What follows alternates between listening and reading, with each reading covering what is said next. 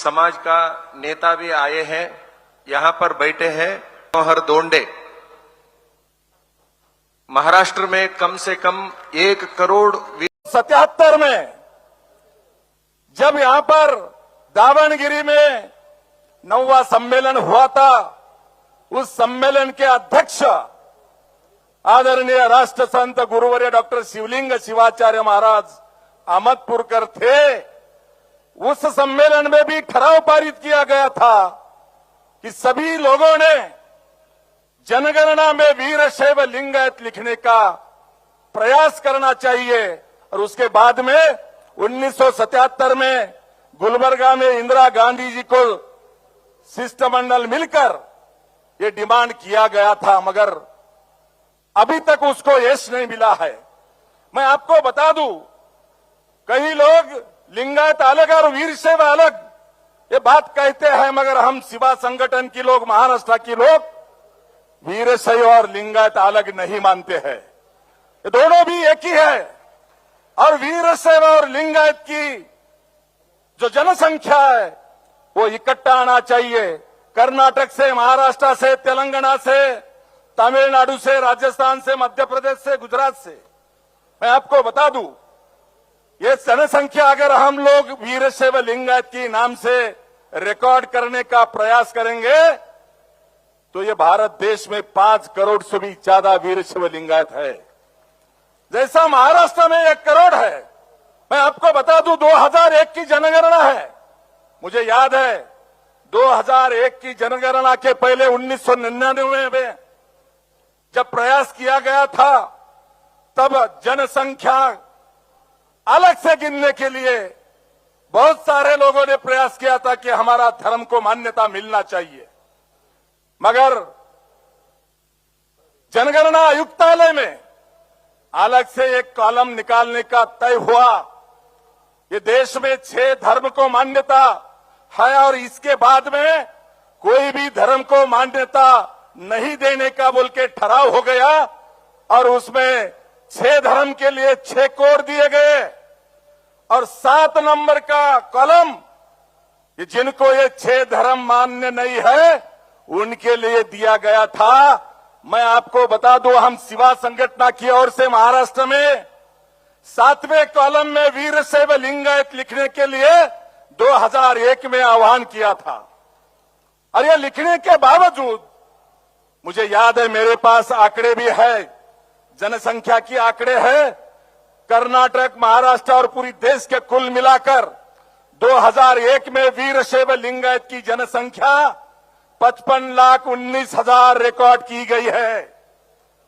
मगर मुझे दुख होता है जब 2001 की जनसंख्या 7 नंबर कॉलम में हम अलग से रिकॉर्ड करके 55,19,000 किया था, मगर 2011 की जब जनगणना आई हम लोग प्रयास नहीं किए। इसकी वजह से हमारा आंकड़ा 55,19,000 से 26,18,000 तक आ गया। ये जो आंकड़ा कम होने का धोखा हमारे पास है वो आने वाली जनगणना में नहीं होना चाहिए। इसके लिए कर्नाटक के पास, महाराष्ट्र में हम लोग और हर राज्य में हमारे पंचाचार्य जी है, शिवाचार्य जी है, मठाधिपति जी है, अखिल भारतीय वीरशैव लिंगायत महासभा के पदाधिकारी है, हमारे शिवा संगठन के पदाधिकारी है। अपन सब मिलकर प्रयास करना चाहिए कि आने वाली जनगणना में वीरशैव और लिंगायत एक है। जनगणना होते वक्त जाति जनगणना होने जा रही है। जाति जनगणना के पहले धर्म आपको रिकॉर्ड करना जरूरी है और रिकॉर्ड करते वक्त 7 नंबर की कॉलम में आपको वीरशैव लिंगायत धर्म लिखना चाहिए। कुछ लोगों का कहना है हिंदू लिखना चाहिए, कुछ लोगों का कहना है हिंदू वीरशैव लिंगायत लिखना चाहिए, कुछ लोगों का कहना है लिंगायत लिखना चाहिए। मैं आपको सभी को, मंच को और आपको हाथ जोड़ कर विनती करूंगा, ये डिवाइड एंड रूल बहुत सालों से चलते आ रहा है, इसको रोकना पड़ेगा। और सभी मिलकर, कोई विरक्त मठाधीश हो या कोई पंचाचार्यवादी मठाधीश हो, कोई पार्टी का हो या कोई उपजात का हो, सभी मिल करके आने वाली जनगणना में अपना धर्म जो कॉलम में लिखना है वो 7 नंबर के कॉलम में अपना धर्म वीरशैव लिंगायत धर्म लिखना चाहिए। मैं मेरी महाराष्ट्र की ओर से कर्नाटक और मंच को मैं यहां पर जवाबदारी लेके कहलाता हूं कि हमारे महाराष्ट्र के शिवाचार्य गण हैं, मठाधिपति जी हैं, सभी को लेके महाराष्ट्र में ज्यादा से ज्यादा 90% पॉपुलेशन ऑफ वीरशैव लिंगायत हम जनगणना में वीरशैव लिंगायत बोल के नोंद करने की जवाबदारी मैं यहां पे लेता हूं।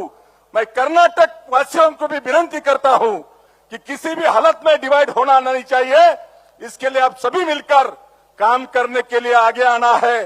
सब प्रमुख लोग, सब शिवाचार्य, पंचाचार्य, सब मठाधिपति, ये सबको मिलकर मैं आपको ईश्वर खंडरे जी और पंचाचार्य जी को विनती करूंगा कि ये तो सम्मेलन हुआ, मगर कुछ प्रमुख लोग को लेके एक अलग से बैठक होना चाहिए।